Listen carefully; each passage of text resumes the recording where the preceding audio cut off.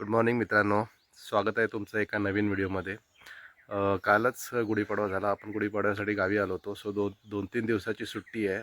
So आता अजून 2-3 दिवस मी गावीच आहे. तर आज आपण जाणार आहोत कोल्हापूरला. तर कोल्हापूरला 2-3 ठिकाणी फिरायचे आहेत, म्हणजे महालक्ष्मी, ज्योतिबा वगैरे. बघू काय काय कवर होतं आहे, कारण एका दिवसातच जाणार आहोत. म्हणजे आता निघणार आहोत आम्ही आणि संध्याकाळी परत रिटर्न येणार आहोत. आम्ही यासाठी म्हणतो आहे की मी एकटा नाही आहे, माझ्यासोबत आई आहे, काकाचा मुलगा आहे, आजी आजोबा आहेत.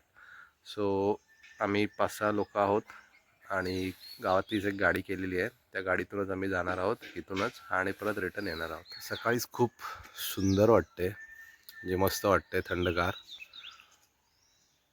आणि वातावरणसुद्धा चांगलं. अजून ऊन आलं नाही आहे, कारण 7च वाजलेत. पक्ष्यांचा आवाज येतो मस्त.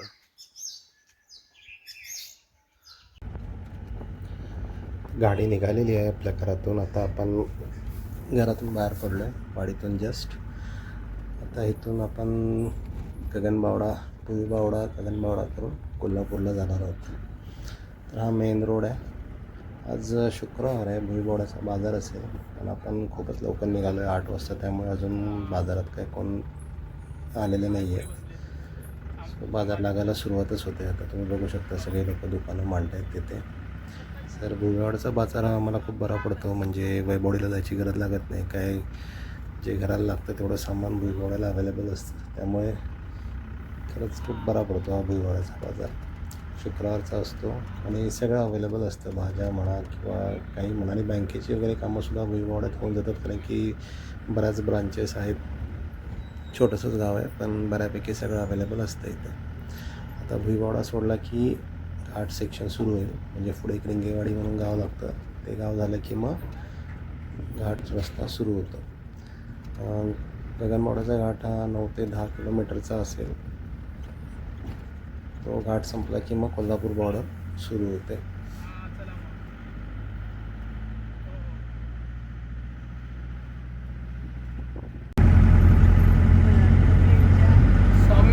तारखेवर आहे की किती प्रमाणे कसं आहे? किती प्रमाणे ना?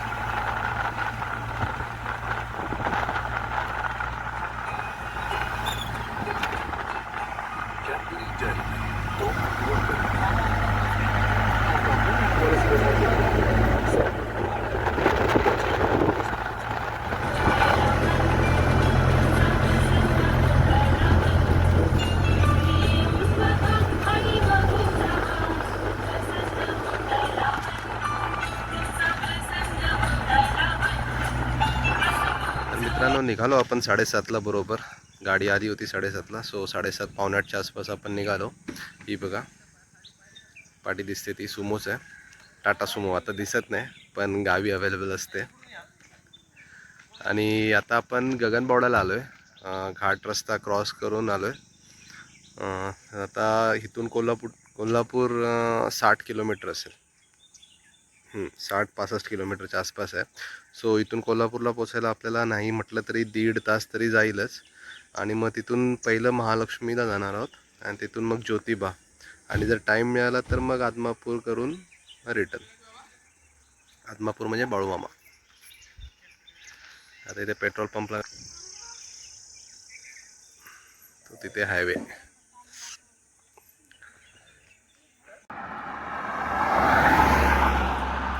कोल्हापूर इथून 55 किलोमीटर आहे. कळे मधलं जे गाव आहे 35, सांगली 102 आणि सोलापूर 293. सर हा रूट कोल्हापूर, आणि इकडे अपोजिटला आपलं गाव गगनबावडा घाट. खाड उतरला की आपलं गाव तिरवडे.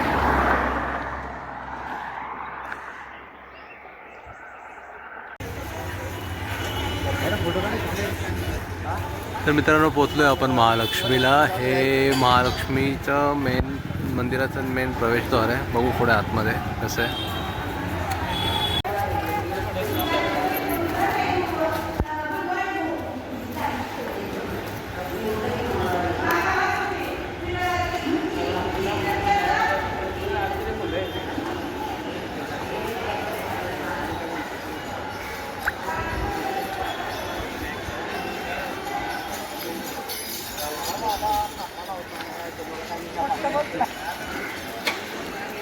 हे आतमध्ये आलं की असा मोठा मोकळी जागा आहे आणि त्या साईडला मंदिर आहे. तिकडून मेन रांग आहे.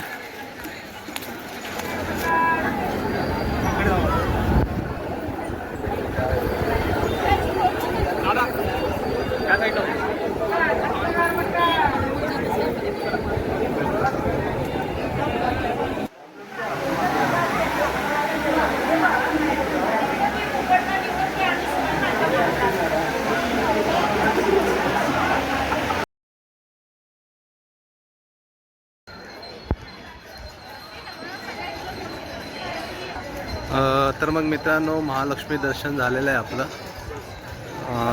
आतमध्ये काही शूट करायला मिळालं नाही कारण की कॅमेरा अलाउड नव्हता. सो आता आपण ज्योतिबाला निघतोय.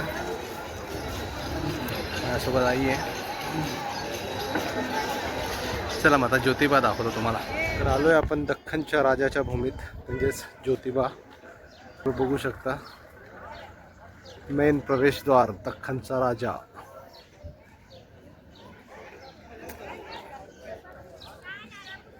इथून आलो आपण.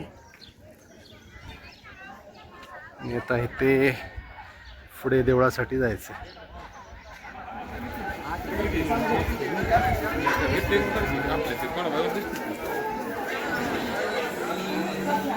हे आपण आता मुख्य मंदिरात आलोय.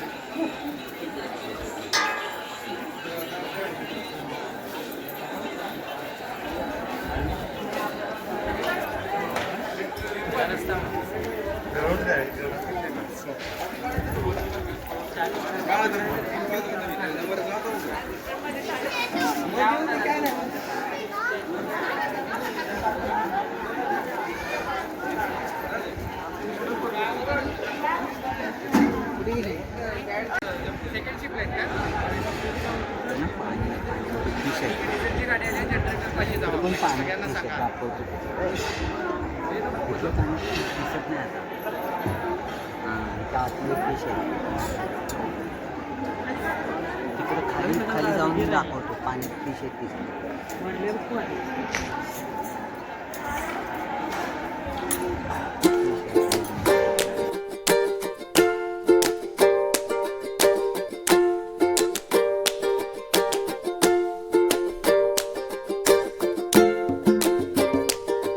तर मित्रांनो आपण आता पोचलो आहोत आदमापूर बाळूमामाच्या इथे. तुम्ही बघू शकता. हे बघा मित्रांनो आपलं दर्शन घेऊन झालं आहे कारण की आतमध्ये कॅमेऱ्याला परमिशन नाही आहे त्यामुळे काय शूट नाही केलं. त्यामुळे बाहेरून मी तुम्हाला बाळूमामाच्या देवळाचं दर्शन घडवतो आहे.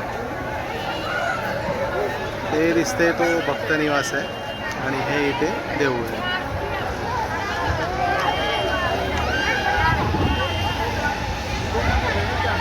हा मुख्य प्रवेशद्वार. इथून यायचं.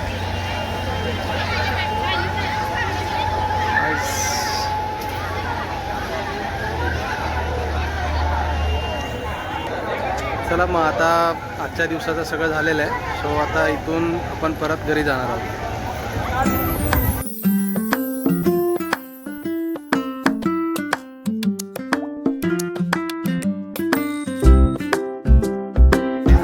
तर आजचा ब्लॉग इथे संपवतोय. बाळूमामाच्या दर्शनानंतर आपण आता चाललोय आपल्या घरी पुन्हा वैभववाडीला.